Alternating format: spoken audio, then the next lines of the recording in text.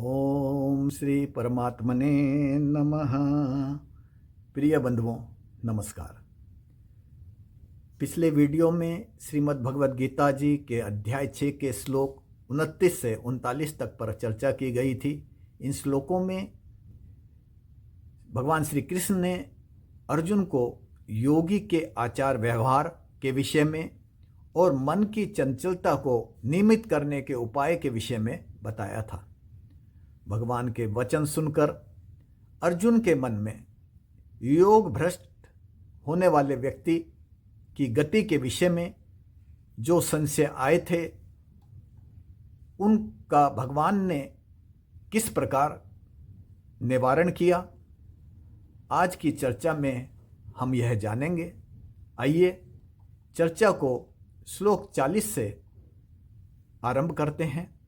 श्री भगवान उवाच पार्थ ने एवह न अमुत्र विनास्तस्य विद्यते न हि कल्याणकृत कश्चित दुर्गतिम तात गच्छति। हिंदी अनुवाद है, नहीं विनाश हो सकता उसका इस लोक में और ना ही परलोक में पार्थ, क्योंकि कल्याण कर्म करने वाला कभी भी दुर्गति को नहीं जाता। हे तात, भगवान कहते हैं कि हे पार्थ, ना तो इस लोक में और ना ही परलोक में ऐसे व्यक्ति का यानी योग भ्रष्ट व्यक्ति का विनाश होता है, क्योंकि कल्याणकृत कर्मों को करने वाला यानी सबकी भलाई और उन्नति के लिए कर्म करने वाला कभी भी दुर्गति को प्राप्त नहीं होता। फिर ऐसे व्यक्ति का क्या होता है या क्या गति होती है? भगवान इसका उत्तर श्लोक 41 में दे रहे हैं। भगवान कहते हैं, प्राप्य पुण्यकृताम लोकानुस्त्वा शाश्वतेह समाह शुचिनाम श्रीमताम गेहे योग भ्रष्टो अभिजायते। हिंदी अनुवाद है, प्राप्त करके लोक पुण्य कर्म करने वालों के रहता है बहुत वर्षों तक वहाँ, फिर जन्म लेता है वह योग भ्रष्ट शुद्ध आचरण करने वाले श्रीमानों के घर में। योग भ्रष्ट व्यक्ति अपने पुण्य कर्मों के भोग करने के लिए पुण्य कर्म करने वालों के निमित्त लोकों में बहुत वर्षों तक निवास करता है, जब तक कि उसके पुण्य कर्म भोग करने के कारण छिन्न होकर समाप्त नहीं हो जाते हैं, और फिर वह पुनः इस लोक में यानी मृत्यु लोक में शुद्ध आचरण करने वाले श्रीमान लोगों के घरों में यानी आदरणीय लोगों के घर में जन्म लेता है। आगे भगवान श्लोक 42 में बता रहे हैं। भगवान श्लोक 42 में कह रहे हैं, अथवा योगिनामेव कुले भवति धीमताम एतद एहि दुर्लभतरम लोके जन्म यत ईदृशम। हिंदी अनुवाद है, या जन्म लेता है ज्ञानवान योगियों के कुल में ही, निसंदेह बहुत ही दुर्लभ है ऐसा जन्म इस संसार में। भगवान कहते हैं, या फिर बुद्धिमान ज्ञानवान योगियों के कुल में उसका जन्म होता है, लेकिन ऐसा जन्म संसार में बहुत ही दुर्लभ है। यदि ऐसा जन्म प्राप्त हो जाता है तो उसका क्या होता है, भगवान श्लोक 43 में बता रहे हैं। भगवान कहते हैं, तत्र तम बुद्धि संयोगम लभते पूर्वदेहिकम यतते च ततो भूयः संसिद्धो कुरु नंदना। हिंदी अनुवाद है, प्राप्त हो जाती है उसको वहाँ पूर्व जन्म की साधन संपत्ति, करता है फिर यतन उससे लक्ष्य सिद्धि के लिए कुरुनंदन।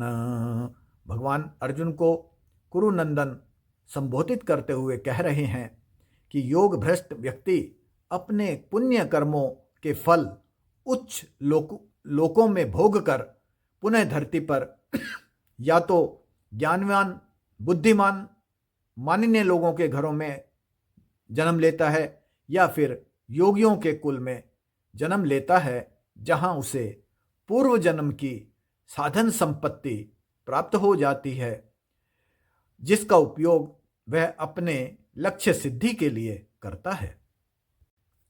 भगवान श्लोक 44 में कह रहे हैं, पूर्व अभ्यासेन तेनेव हीर्यते हि अय अवसो अपि स जिज्ञासुरपि योगस्य शब्द ब्रह्म अतिवर्तते। हिंदी अनुवाद है, पूर्व अभ्यास के कारण ही खिंच जाता है, दूसरों के वश में होता हुआ भी वह है।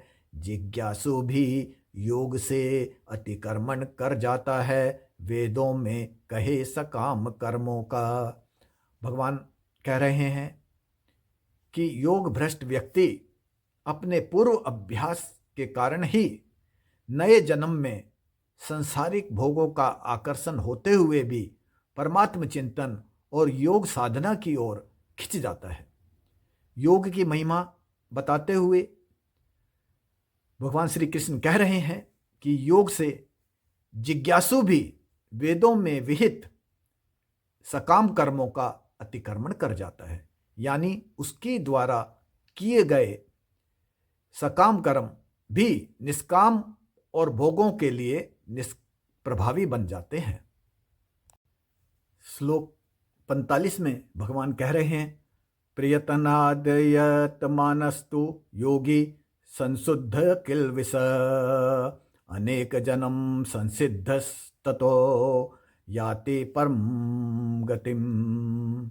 हिंदी अनुवाद है, किंतु प्रयत्न पूर्वक यत्न करके जो योगी दोष रहित हो जाता है, अनेक जन्मों से सिद्ध हुआ, फिर वह जाता है परम गति को।